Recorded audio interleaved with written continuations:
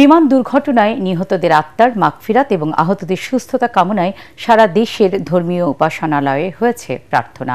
মসজিদ, মন্দির ও গির্জায় বিশেষ দোয়ায় কান্নায় ভেঙে পড়েন অনেকে। ফুল ফোটার আগেই আকস্মিক এক ঝরে পড়া কোমলমতি শিশুদের পরিবারের প্রতি গভীর সমবেদনা জানায় ধর্মীয় উপাসকরা। আহত শিক্ষার্থীরা যাতে দ্রুত সুস্থ হয়ে ফিরতে পারে প্রিয় বিদ্যাপীঠে, সেই কামনাও করেন সবাই। মুশফিকুর রহমানের রিপোর্ট। মাইলস্টোন স্কুল অ্যান্ড কলেজে প্রশিক্ষণ বিমান বিধ্বস্তের ঘটনায় ফুটফুটে কোমলমতি শিশুদের নিথর দেহ দেখে কেঁদেছে সারা দেশের মানুষ।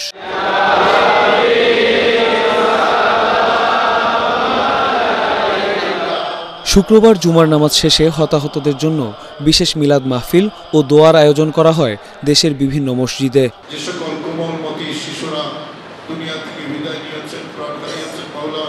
আগুনে পুড়ে যারা মারা যায়, রসুল করিম সাল্লাল্লাহু আলাইহি ওয়াসাল্লামের হাদিসের ভাষ্য মতে তাদের মৃত্যুটা শহীদি মৃত্যু। আমরা তাদের জন্য দোয়া করেছি যারা ইন্তেকাল করেছেন, যারা অসুস্থ হাসপাতালে চিকিৎসাধীন আছেন। আসলে এই পোড়ার কষ্ট এটা সহ্য করা অনেক কঠিন, তো আমরা তাদের জন্য আল্লাহর কাছে দোয়া করেছি তারা যাতে খুব দ্রুত যাতে সুস্থ হয়ে যান। যে সকল পরিবার মা এবং বাবা এই ছোট্ট শিশুকে হারিয়ে পাগলের মতো হয়ে গেছে, আল্লাহ যাতে তাদেরকে সবরে জমিল ধৈর্য ধারণ করার যাতে তৌফিক নসিব করেন।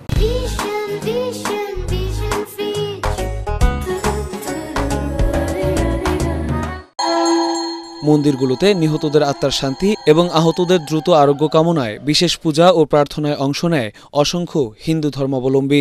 এই ট্র্যাজেডিতে প্রাণ হারিয়েছে তাদের শান্তি কামনা করছি।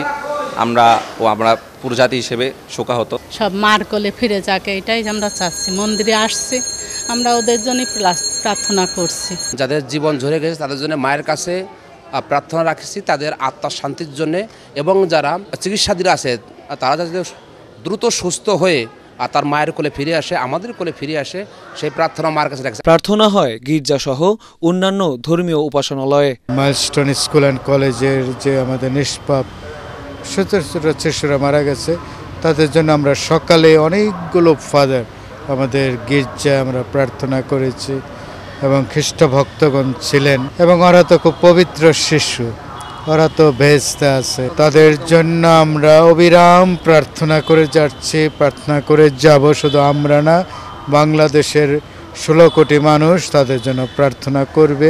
এ সময় ধর্ম বর্ণ নির্বিশেষে নিহত এবং আহতদের পরিবারের প্রতি গভীর সমবেদনা জানান তারা। মুশফিকুর রহমান, ATN বাংলা, ঢাকা।